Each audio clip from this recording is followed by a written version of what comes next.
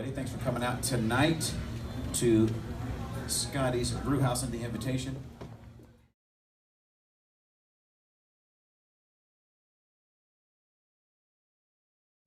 So it's every day that you get to hang out in a restaurant with the guy whose name is on the side of it. And Scott, we're really appreciative of you just coming out tonight and giving us your time, and not just your time, but also opening up the room here to your story and just kind of where things, where God's taken your life and the ups and downs and ins and outs of that.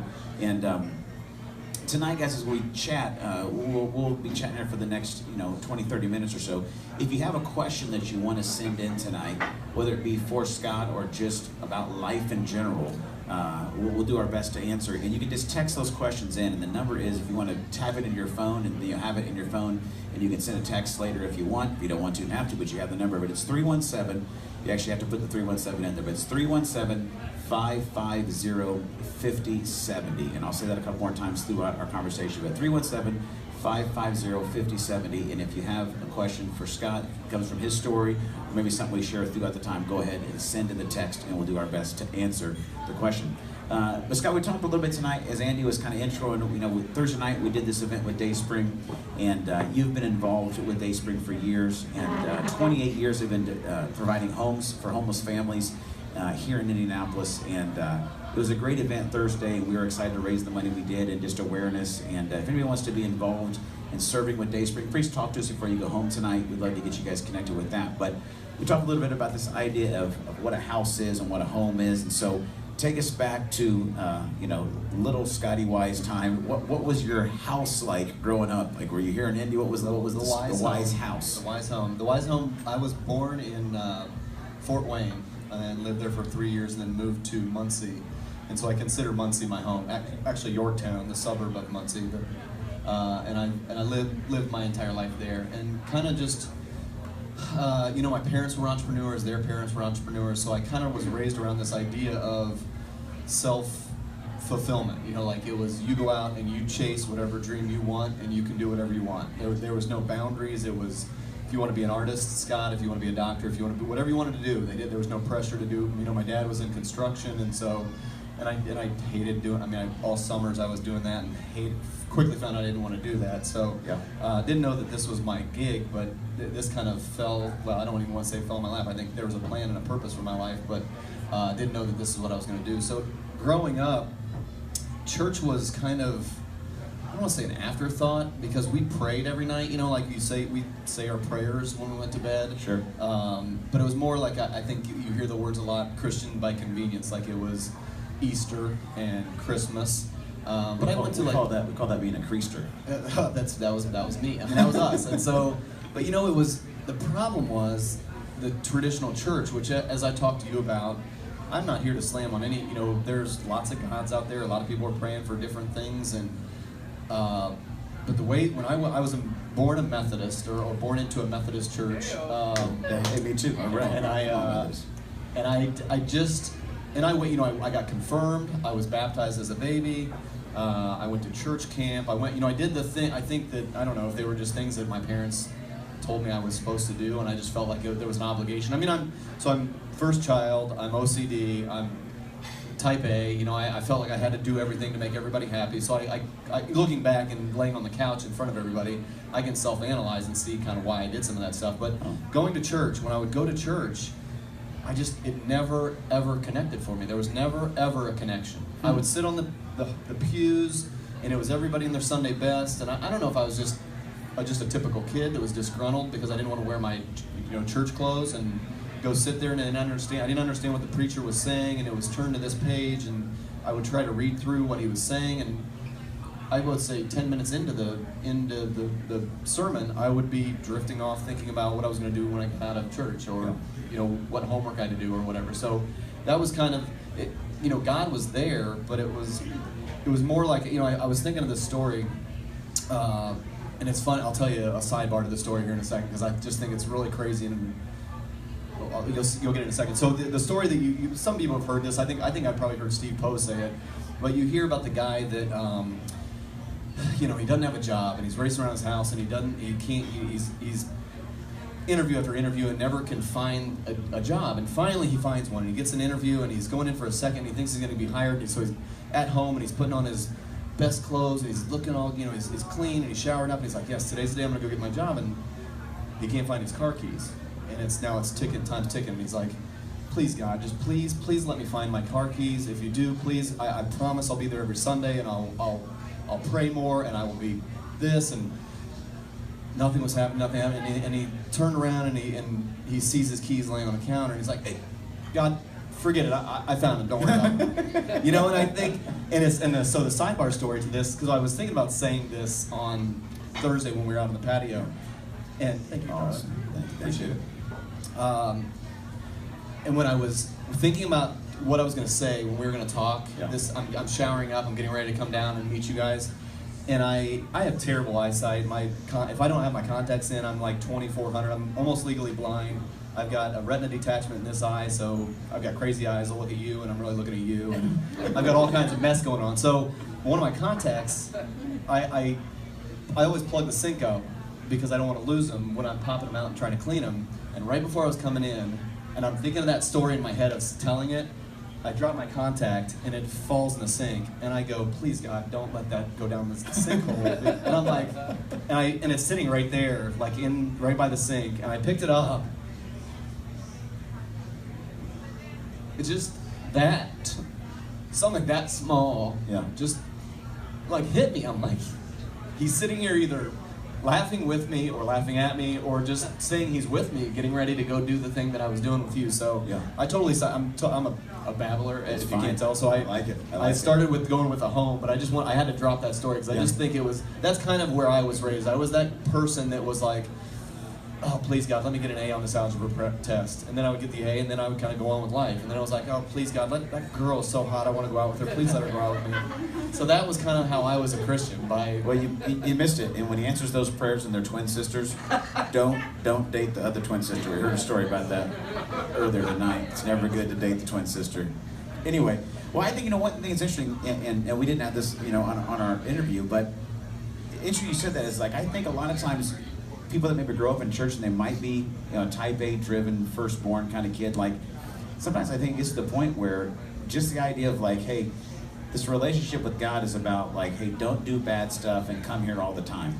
And maybe your vision would be at like, if you really grow and be part of the church, you might be able to like help us like hand out bulletins 100%. Or something. The vision is so small that if you are an entrepreneur, if you are a dreamer or a visionary, it's like, man, I don't even know how my life would fit within, like, I don't want to just come to church and hand out bulletins. Sometimes there's so much expected, or the pressure's put on yourself, or it's put on you by others, that you always have to be perfect. And maybe, I don't know, sometimes that fall from grace is so much harder, the crash is so much harder. And sure. I hate to say that you have to be broken before you can be fixed, but I don't know if that's the case. I don't think that's the case with everybody, but for me, that was kind of how it was. It was kind of like, one of the things we wanted to talk about tonight when we were kind of going over the prep for what we wanted to say, and hopefully if I can just affect some people, whether it's in this room or if it's my staff or it's the people I touch out there, I just, sometimes you're talking to a 22-year-old and I get now what my parents were trying to do and how I was never going to listen until I had to experience it for myself. But I equate it to like when I got my driver's license, I didn't buckle my seatbelt until I had that first wreck and hit my head against the steering wheel and blood, and now I don't go anywhere without so I don't know if, I wish that you didn't have to tell somebody, listen, you don't have to get to that point where you're so broken that you got this thing that is there for your taking. And I also talked to you a little bit to say that I think there are people out there that sometimes think they're so broken that they are afraid to come because they're like, who would want me? Who would want to fix this, And so, and I'm here to say that he wants everybody. He wants everybody. Yeah. Well, take us on that journey a little bit. So you grow up, it doesn't really stick, right? You got bigger visions and dreams for your life, and so you graduate, you launch out to head to college, and where does that journey go? Because you got like little Scotty going to church and it doesn't really make sense, and all of a sudden, people know, so now we know that part, and then they know that there's buildings with your name on it, and we get awesome beer and dill chips. And that buffalo dip, if we had that tonight, I ate almost all of it, which is going to probably be negative tomorrow. But But so fill the gaps in there. You leave home and you hit college. What's that look like? So I hit college, and like I said, at home you go to church and do those things because your parents say you have to. Yeah. Now you're in college, and there's no more really that the reins. The reins you're cut loose. You got some freedom. So I've got some freedom, and so church just totally went to the wayside. There was no, in that part of my life, it just wasn't there. It was not that I never stopped believing. I still pray on my own at night, but there was no biblical influence. There was no, I think even going to like Christmas services became fewer and far between. Sure.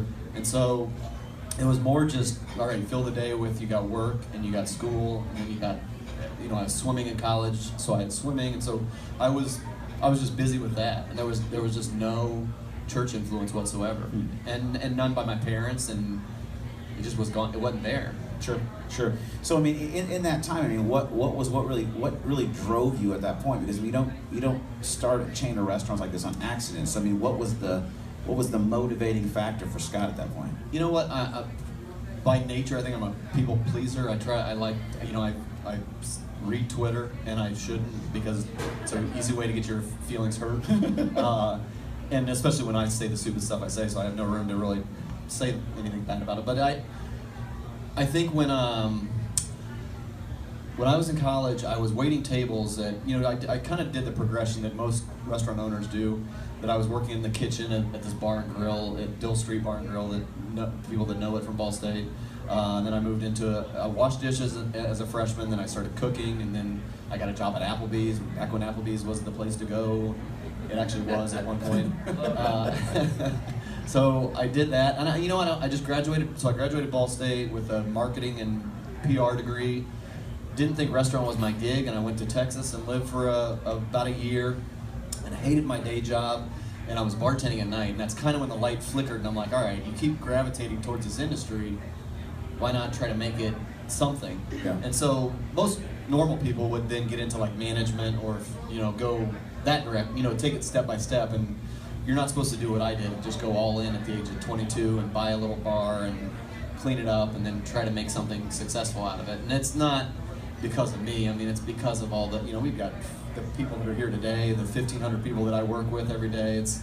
This thing is because I'm just good at collecting a group of people and trying to pull the best out of them that they didn't think they had in them. I believe I'm a little bit of a leader and a motivator, and I think that's what. And I surround myself with people that are just much greater than I am, much smarter than I am, and they make me look fantastic. So that's kind of how this whole thing. That's the quick story. In the our 20th anniversary is next year, so I can't give you the whole story. I mean, I can tell you about the recession, and I can tell you about losing $1 million in my second restaurant. And I can bore you with all the sad details, but those are the things those are the powers that you got to fight through to get to here. I'll tell you, I was praying a lot.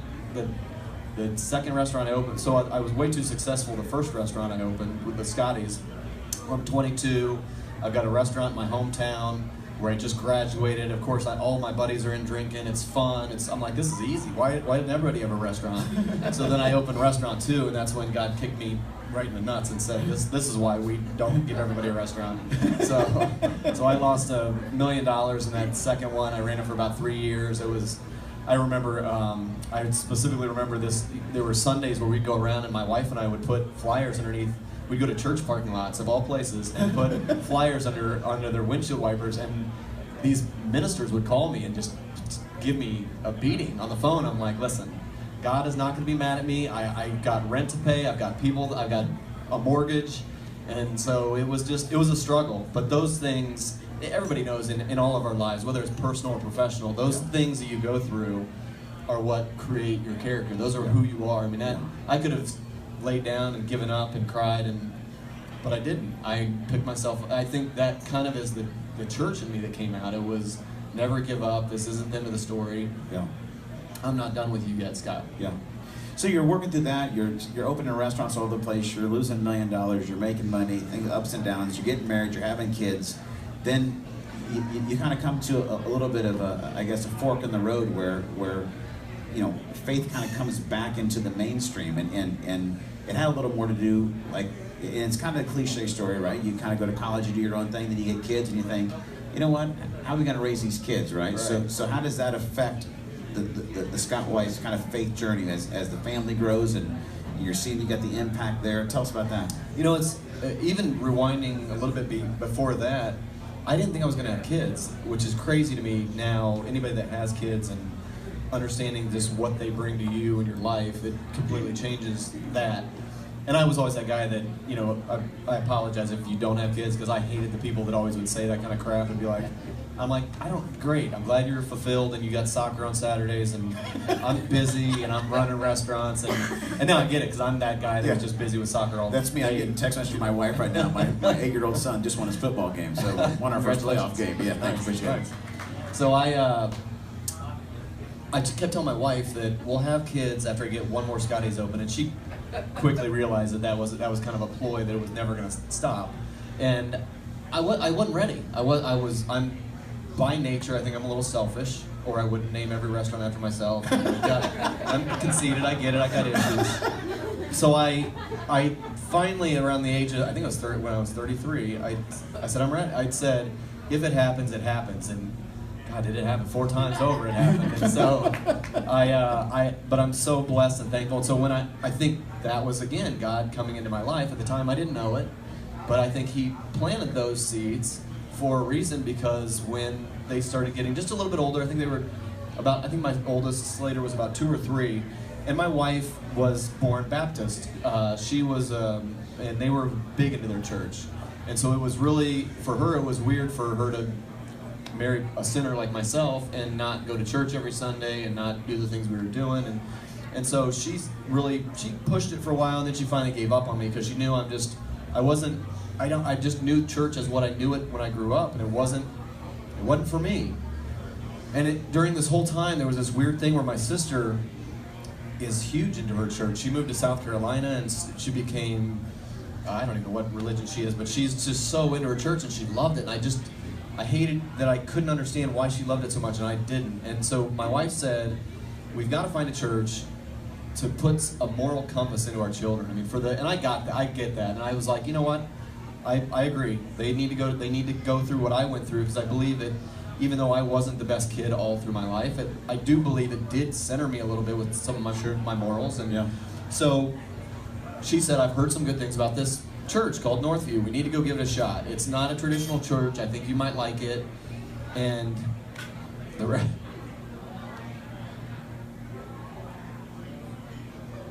rest of the story is life-changing. From the minute that I walked in there, man, it was just a church that was, I didn't know churches operated like that. I didn't know that there were people like you that had, you know, little funky goatees and like cool hair, and we can drink beer and we can actually talk about God, and it was not like what I knew growing up. Yeah. And so I walk in this place, and Poe is just doing his thing, and the first thing I see is just this giant Mall of America like type structure of walking in, and just the children facilities were awesome, and just there was what I kind of comically refer to as Jesus bucks at the front of the, where you go get a coffee, and Jesus bucks. So I was just taken aback by how awesome church could be. And it wasn't just the look, it had to be more. So that's obviously me being conceited and thinking that it looks cool. But once I got in, the message that came across, like, I understood. And it was like I understood the words. I understood that it wasn't all about just Bible verse. And that was mixed in, but it was given with a way that I could understand what was happening. Yeah. So that was the start of really me figuring out, all right, this isn't a home just for my children. I've now found a place for me and reconnecting. Yeah. And so you get back reconnected, you begin that process and find a good church to call home and your family, but then things get a little bit crazier, and I know we talked a little bit about the story leading up to your baptism was pretty catalytic and kind of a next level kind of all in, if you will, whatever. But it mixes in, like, I don't want to steal the thunder, but like life and death and ambulances and little drama. So take us to that one. Well, so one of the reasons why I like Northview is I'm kind of like I'm a doer. I'm not a talker. I don't like people that talk a big game and then they don't back it up with anything. And that's where I felt like some of the churches I had seen and come from talked a good game, but I never saw any impact. And that's one of the reasons why I really like Northview is I I just liked how they wanted you to get involved in community events, and not only did they just say it, but then they helped organize them. And then, you know, what they did for children all over the world. There were so many things that they impacted, and I liked that they were involved that way. And so, in doing that, I kept getting more and more involved. So I was like, all right, I'm gonna do the Alpha course, because that's a course they offered. And then I wanted to do one more thing, so I started volunteering in the daycare, and so it was just one after another. And so then I go to a service, and Steve's talking about baptism. Well, I mean, if you've never seen a water baptism in a church like Northview or any church, I'm like, well, you can tell that I'm a crier, if you haven't noticed. And going to that and seeing hearing the words and just watching them go through that, I'm just waterworks the entire time. And I'm like, I gotta do this. This is awesome. This would be like for me, kind of setting drawing a line in the sand. It would be my moment where I'm already all in, but this would be me committing. And so I kept saying I would. So now bring the restaurants back into this thing, and it was like always one more. I'm like, all right, next baptism I'll do it, and next baptism. Let me just get one more Scotty's open, and then I'll do it next baptism.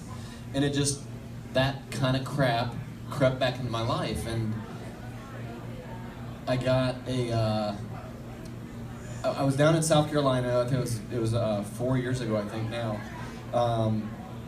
and I started going numb. My body started going numb, and I thought I was having a heart attack because it felt like left side was all paralyzed. And so we're getting ready to fly back to Indiana after a week's vacation in Hilton Head, and I can't talk. And my buddy's a doctor, and my wife hands me her phone, and I'm trying to talk to her, and I'm slurring, and I hand the phone back to her, and his comment to her was, hang up with me right now and call 911.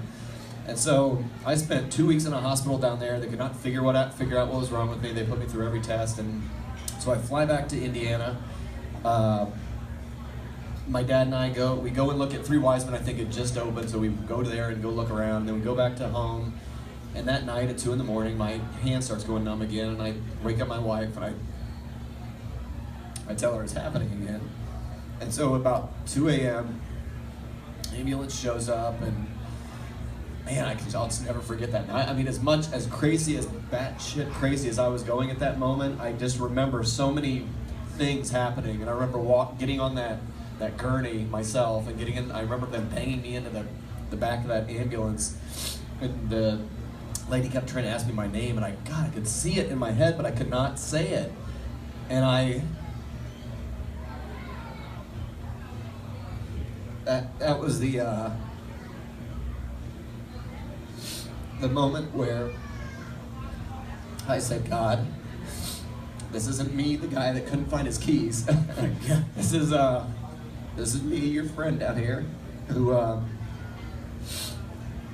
has 4 young kids and a wife, and I know I told you I would get baptized, but I promise that if you get me out of this, I promise that I will do that. And so I went to the hospital, and it took him. I was going through seizures is what I was experiencing at that time that I didn't know. And man, it was bad. It was ugly. They put me in an MRI machine, and I was trying to wrestle. This part I don't remember. My dad said I was trying to wrestle cops, and they thought I was on meth, and my wife's trying to promise them that I don't do meth. And so I came out of it. Man, it was just,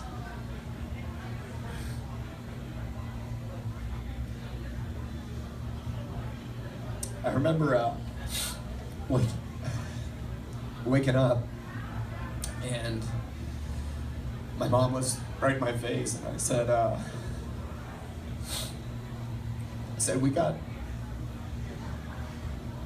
got to get out of here. I've got a party that Amy and I are supposed to go to tomorrow night. And she said, honey, that was 2 weeks ago. Oh, wow. And so I get out of there. I'll give you I'll try to shorten this up a little bit, or I'll just keep crying. I finally, it took about 2 or 3 weeks. There was a lot of hemorrhaging in my brain. I had to go on to anti-seizure medicine. I'll tell you, the bitch about that is you can't drive. Apparently, there's a law about operating motor vehicle while having seizures. That's some crap. So for 6 months, I couldn't drive. I was on anti-seizure medicine just to make sure that I didn't go crazy again. And I had a disease. They don't know why it happened. There was just something. They think that either a mosquito bit me or that something was just in my body that was just sitting and got activated somehow.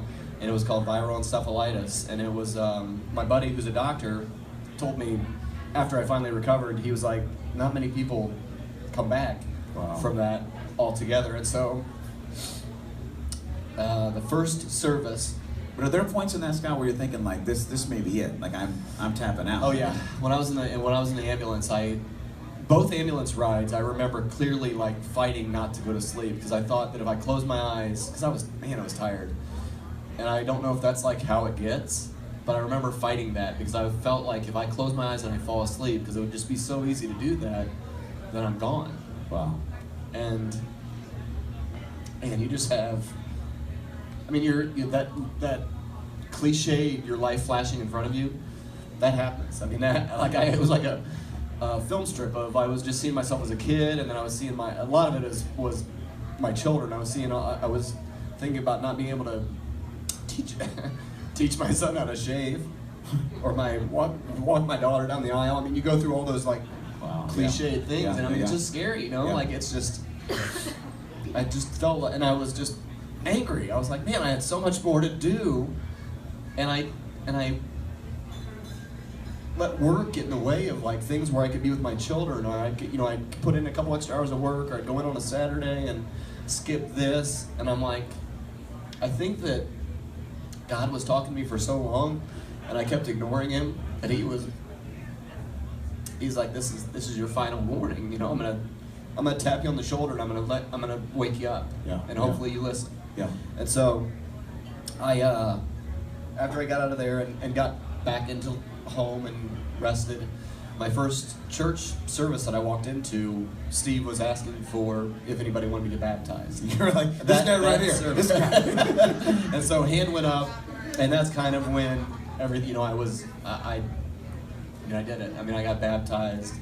I had friends flying from Atlanta who just was so special for me. You know, his comment to me was, "This is something that's as big as a wedding to me." Mm-hmm. And he just said, "I wouldn't miss it for the world." Yeah. So, wow.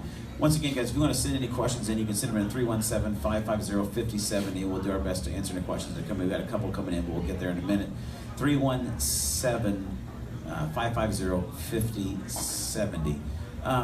So that happens, Scott. You get baptized, and you've been following Christ for a while. But how does that begin to shift your focus? I mean, as a restaurant owner, as an entrepreneur, as a dad, as a husband, as a man. How does that moment? How did it reshape things for you? You know, I think that was kind of the starting line. Like it was like, all right, draw a line in the sand, and this is where you get to wash clean all the dumb stuff that you did.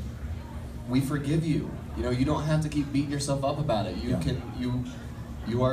forgiven. And it takes a while for you to really forgive yourself for things. And so I think that it wasn't just the baptism. I mean, that was the start. And I think from there it was just me. For me, it was hearing the things that Steve says in his services, for me, just connect so well. And it's just like, I remember one morning this was actually one morning 4 years ago, because I've now been reading my Bible. I think I tell you I'm up to 78% on my Kindle.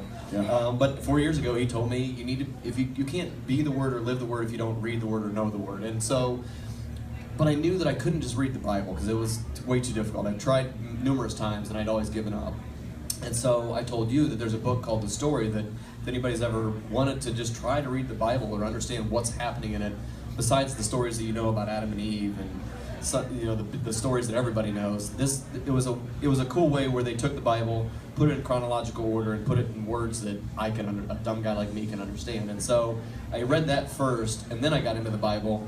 And there was this morning. I think there's a couple pages that I read, and I'm like, I do not understand what's going on here, but I'm going to keep trying. I'm going to keep reading it, and so every morning I get up at 5:30 and I read that for 10 minutes, so things like that. are just little pieces that I can constantly push myself. So when I love it for my children, because my children, I love hearing them say, you know, Daddy, when you're up in the morning and you're reading your Bible, and I love hearing them say that, because I'm hoping that when they get older, they'll think back to that moment and they'll think, all right, I need to read the Bible. My dad did, and I want to try to be like Daddy. And so I love that for them. But I think that from a business standpoint, what everything did, that whole culmination of going through what I went through and then getting baptized, that was the personal side. The professional side for me was it changed my whole outlook about my business. I just felt like instead of trying to grow, even though I still push myself probably harder than I should, I knew that the 1,500 or 1,200, all the minds that I have, young minds working for me, I wanted to do more than just teach them how to serve burgers and fries and beer, although delicious. I wanted, not that I can serve a role like a teacher or a parent, because I think those people are some of the best people in the world, that what they do for our children, coaches, but I knew that I could serve a little part. And I've had many that have talked to me and said, hey, Scott, alumni. I mean, we're now 20 years old, so I've got alumni that will come back to me and say, that stuff that you did changed the way that the direction I was going. And that kind of thing is what really resonates with me, because I feel like God put me here and took me through all this stuff, the highs and especially the lows, to say, you're going to be out there and you're going to help me attract people that understand what you're saying. They get you. Yeah. They look at you and they think, okay, he's a normal dude. He's not some whacked out, crazy, fanatical, Bible beater. Right. You can love God, and you can have a beer, and you can say a curse word every now and then, although you're not supposed to, and I'll apologize for it later. But there are real people that really can make a difference and affect people, like you do. I think like you and like Matt does, and I think that they're just, that to me is what I think God put me here. And so when after I went through all that, I developed a mission statement for my company. 19 years, 17 years at this time. So I never would have one, because I thought it was just some cliche BS thing you're supposed to do when you become a business. And I'm like, I'm not going to do that. I'm going to fight the power. That's BS. Until I went through what I did. And then I was like, all right, I'm going to develop a mission statement that is about my people. And so the front of the vision card says, I will work today and I will make blank proud. And so they can come to work and they can hate me, but if they want to make themselves proud, or their mom proud, or their children, or their dad, then they write that down in the card. They make whoever they want proud. And then the back side of the card says, there's about 20 different things that it says, and it's things like don't hit, and play fair, and be nice, and do good in the world. The thing that I stress the most importance upon is do something, donate your mind, body, and soul to some kind of philanthropic charity every 90 days. So every 30 days we put together something, whether it's Habitat or Dayspring or Kids Against Hunger, name 1,000 different charities, and I put something together so that they can put their heart into something. Yeah. And so I think that's what I love, is that I'm hoping that someone in this building is affected by that. I feel like that's what God is asking me to do. Not only for my own staff, they're the ones that are the closest to me, but you can see the things that we do outside of the restaurant. You can see how we take toys to Peyton Manning's Children's Hospital, or you can see how we do things like this. Yeah. I think we try to make an impact in our community, because I feel like it's not just about the burgers and the beers and the fries. It's about making our world a better place. Yeah, it's great, Scott.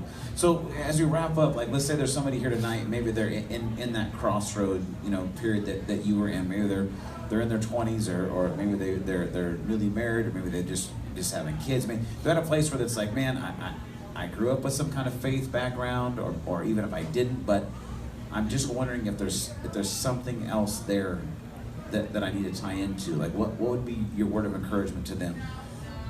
Man, I would say, even if you're just wondering, then why not? What would be the downside of going to see something?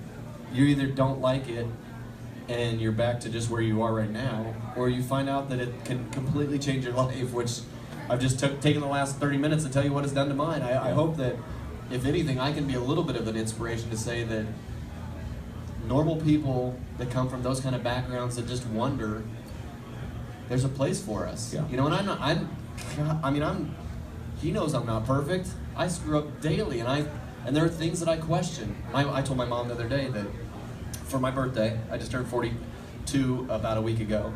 I told her I'm getting more tattoos, and she said, God doesn't like that. You're not supposed to mark on your body.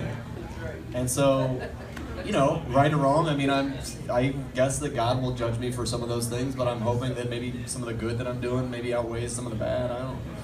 I don't know. I don't have all those answers. Yeah. But that's the love of life, man. If I can just, if I'm helping other people in the process and I'm not really totally screwing up, then I feel like that's, anybody that would ever question, I don't know if you would agree that if it's reading the story first, I don't think the story really would change you.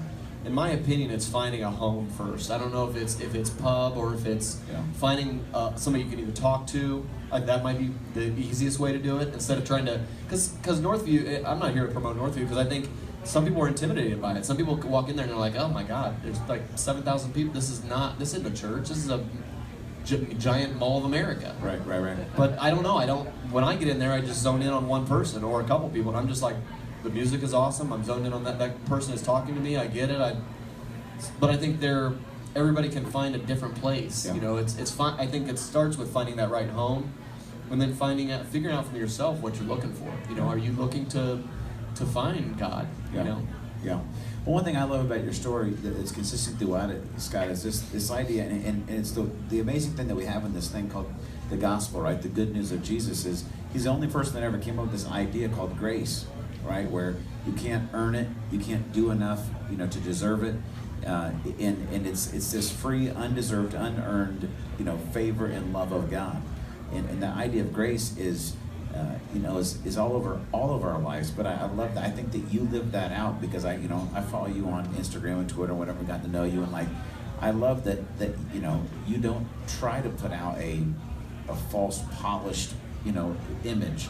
And I think the reality is what I love and have enjoyed about following Jesus is in the ups and downs and I've got plenty of scars and failures in my own life, is that to realize that, wow, this isn't a journey for people that are perfect. This is a journey for people that at some point, whether it be in the back of an ambulance or maybe it's just at Scotty's tonight, you come to a place humble enough to say, I think I need some help.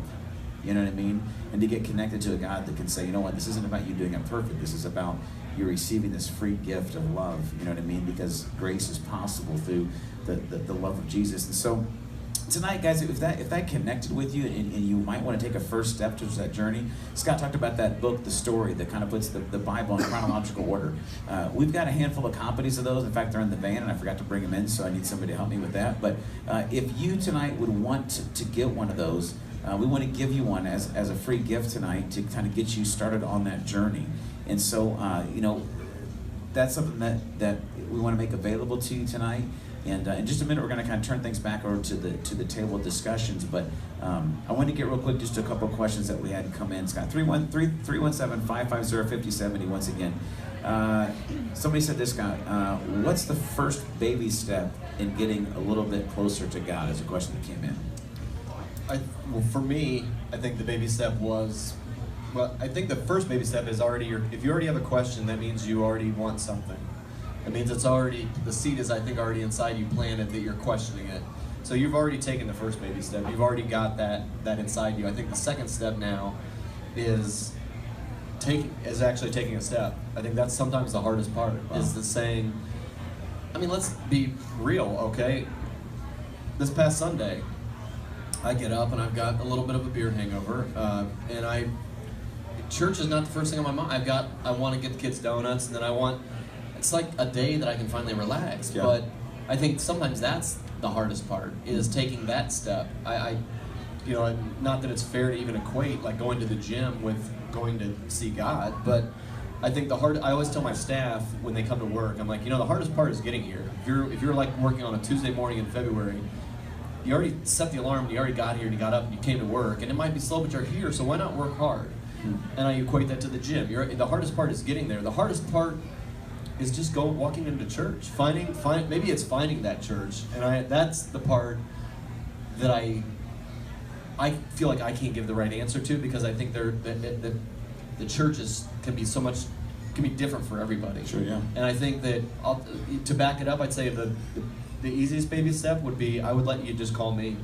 You know, if anybody really is questioning it, if you don't feel comfortable going to somebody in this room or going to Darren, I'm available. My email's on our website.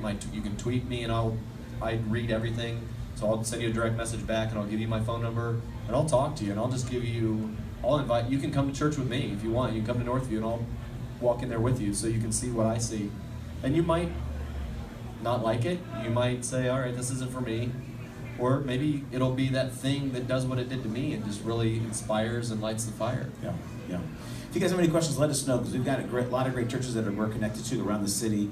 Northview is one of them. Mercy Road's in the church in Carmel, as well as once a quarter we get together and do a worship and a celebration called the Celebration, which a lot of times it's on the Regions rooftop or down at the Mirage. And we can get you connected, as well as just we're looking to possibly even start something here at Scotty's that would just be like a Monday night discussion group where we could read the story and just get a chance to ask questions and go on that journey. So please talk to us tonight before you leave. If that's something that you'd like to get connected with. Here's a question that came in that it's not as spiritual, but it's interesting. Is what's behind the drink local, think global?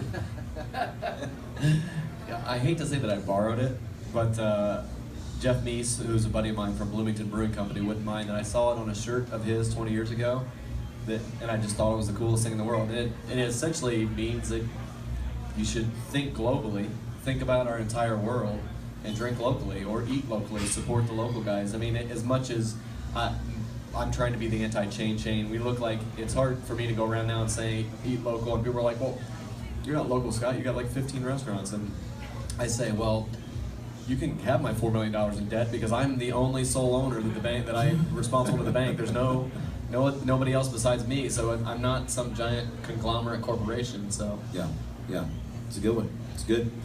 Let's get into the questions. We're wrapping up here in a minute. 317-550-57. If we don't get to them live tonight, we can text you back and let you know about that.